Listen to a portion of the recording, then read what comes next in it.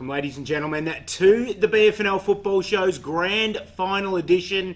The Premiership Cup joining us as a special guest on the show this week as we conclude the 2016 BFNL season this weekend. Shaun Kelly's my name, joining me as he has every week throughout the season. My co-host Liam Brady. Brades, welcome, mate. Grand Final week. Good to be up and about. Yeah, it is, Shaun. Looking forward to having a look at this game, mate. We know that these two sides met a couple of weeks ago in the second semi, and obviously Sunbury had a really good win on the weekend against Lake Wendouree. So two, informed sides battling it out for the Premiership this weekend, which I'm really looking forward to previewing. Yeah, they did indeed. Now, firstly, an apology. We were going to have our usual kind of special Grand Final moments on the Footy Show this year, but unfortunately, as most know, that it's been a little bit wet in Ballarat this week, and it's confined us to indoors. We're currently here at Saxon House, and the city oval out here looks more like a lake than a football ground, so we apologise for not getting out amongst it. But a couple of talking points before we get into the Grand Final this week, Liam. Starting with the preliminary final last weekend, Lake Wendouree taking on Sunbury, and the Lakers looked good early, kicked 4 of the first 5 goals, but Sunbury overpowered them down the stretch and marched into this weekend's Grand Final with a pretty comprehensive victory in the end. Yeah, Lake Wendouree kicked 4 of the first 5 goals, as you said, Shaun. They're up and about early, and Sunbury just got on top after quarter time. They thought David Kovacevic was really good in the ruck after quarter time, gave his midfielders first use of the footy, and every time Sunbury went forward, their smaller forwards, Jack Lant and Matthew Medcraft looked really threatening in front of goal, and they go into this week's game with a lot of confidence. With regards to Lake Wendouree, they were up and about at the start of the season. They played some good footy early on. Unfortunately, from their point of view, they copped a few injuries throughout the middle part of the year. Lucas Anderson was a big loss for them. Tom Latore also was playing some pretty good footy off half-back when he went down as well. So I know they won't use injuries as an excuse, but I think it certainly hurt them, those two players going down. I know that all clubs have injuries throughout the year, and you've got to be able to cover them. Unfortunately for Lakers, they couldn't cover those players. Also, their ruck division, I think, really hurt them throughout the latter part of the year as well. Not having a genuine ruckman, coming up against the likes of Burton and Kovacevic in 2 finals. I thought they were really beaten around the contest. Yeah, they were. And their midfielders really struggled to get their hands in the footy through the midfield because they couldn't get the advantage from the tap. So they got some work to do in the off-season, no doubt. But Sunbury were really good after quarter time on the weekend. Yeah, they were indeed. And then we move on to our next talking point on Monday night. It was a bit better night for the Lakers on Monday night at the 2016 Henderson Medal, with Ben Taylor taking home the biggest individual prize in the league this year, winning by 1 vote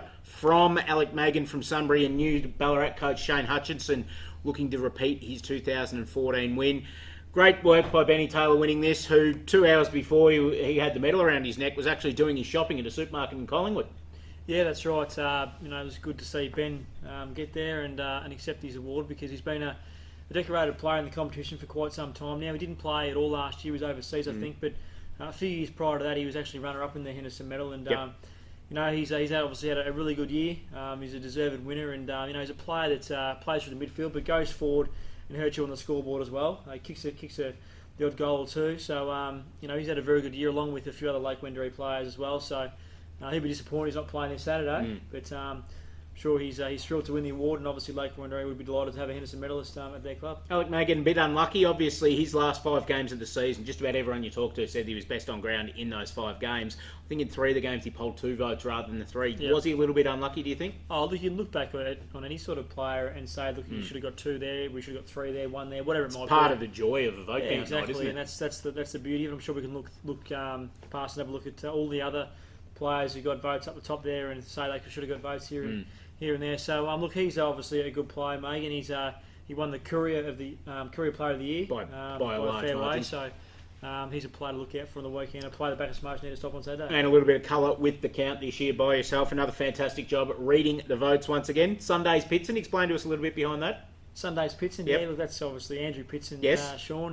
Team of the year full forward from the Lakers. Very good. You know Andrew pretty well. He's He's a lad, let's say. He likes his Sunday, so just thought I'd add that in there to lighten the night a little bit. Very, very good work indeed. Let's have a look at this weekend, the biggest weekend of the year in the Ballarat Football Netball League, because it is a grand final weekend at the Eastern Oval this Saturday.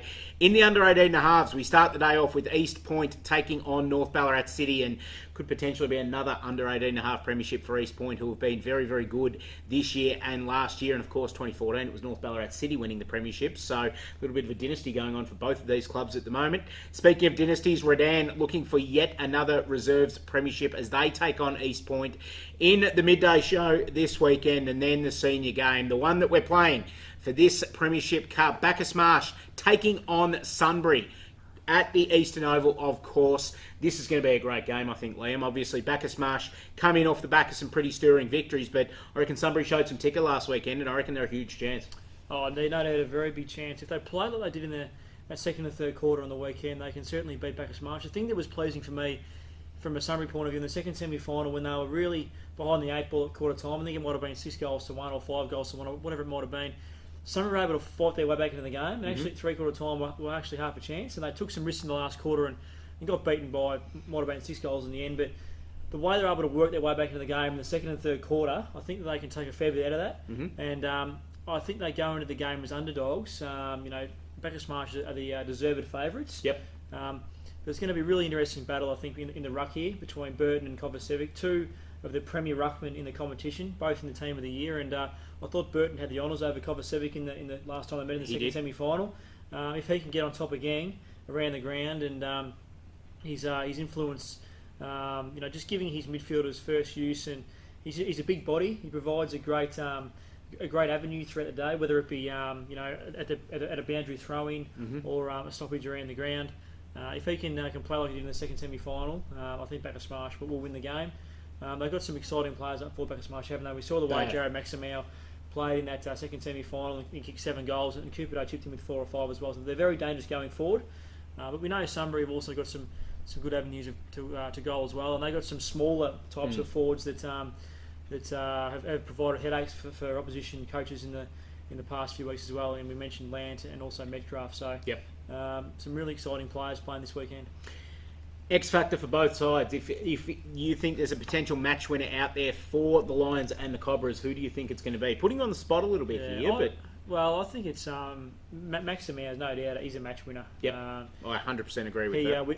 I can probably try and think of someone else, but he's a genuine bloke. He pops to mind straight away. Who can possibly not get a kick in a quarter and a half, but can probably kick 3 or 4 goals in half a quarter. Yep. He's damaging. He's not real tall, but he's really, really quick over the first 10 or 15 metres. He can take a great grab for his size. He knows where the goals are. So he's certainly mine for Bacchus Marsh. I think I like Matthew Metcalf when he gets forward. He's obviously playing good through the midfield. He's played a lot more midfield football this year. We know he's probably made his name as a small forward, but he's played a lot more through the midfield. But he can go forward now and at times and be really, really dangerous. He can probably sneak under the guard of opposition teams because he's mainly through the midfield. So they're probably watching him through the midfield more than a small forward. But he can obviously creep forward. Yep. And kick a couple of goals as well. And we know he loves the goal. He does. Loves celebrating a goal. Certainly does.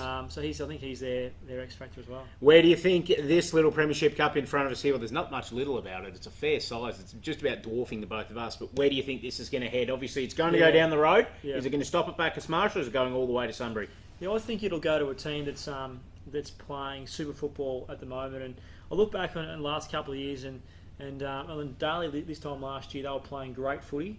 And it's all about playing your best football at the right time of year. Agreed. There's no point flying in May or June or July. It's about peaking right now. And Bacchus Marsh have done that. Yep. Bacchus Marsh have been outstanding. They've been faultless, really, so far this final series, and that's the reason why I'm going to tip them. Yep. I'm not saying that Sunbury aren't playing great footy. I think Sunbury are playing good football as well. But I just reckon Bacchus Marsh have the edge. I think the week off will freshen a few of their players up really well. And I think it'll be a really close game. But I think Bacchus Marsh will win their first premiership in the Ballarat Football League. So we'll take these blue and white ribbons off the cup now? I may be wrong, Sean. All right, I'll leave them on there just in case. I'm not too sure what your thoughts are, but...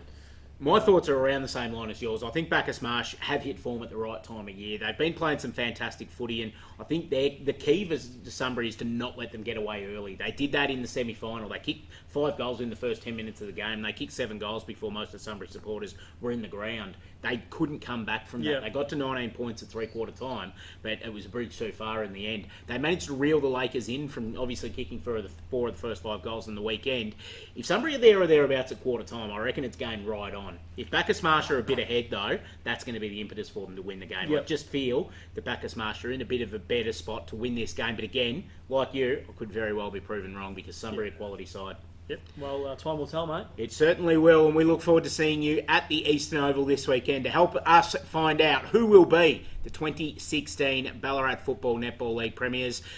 That's us done for the season, Liam. Thank you very much for your work this season on the BFNL Footy Show. Fantastic knowledge that you have of the league, and it's been an absolute pleasure sitting alongside you every week. You've done a great job, Shawnee, hosting the show, mate, and I'm sure you provided the audience who's watched each week with a fair bit of knowledge as to what's happening in the Ballarat Football Netball League. But as you said, an exciting weekend ahead, and hopefully we can see as many people down at the Eastern Oval on Saturday as possible, because it's...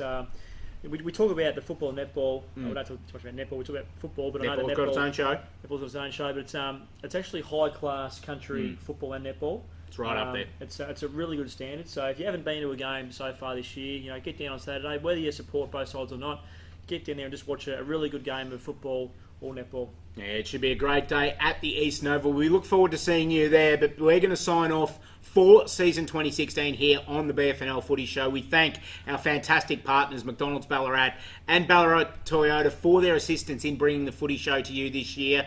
As sure as the sun will rise in the morning, we will be back in 2017. Well, Liam will be. Myself, it's still up for negotiation, but we'll make sure that we get that working very, very quickly. But we'll be back next year with more Ballarat Football, Netball League footy and the BFNL Footy Show. We look forward to seeing you then, and thank you for a 2016 season. Goodbye.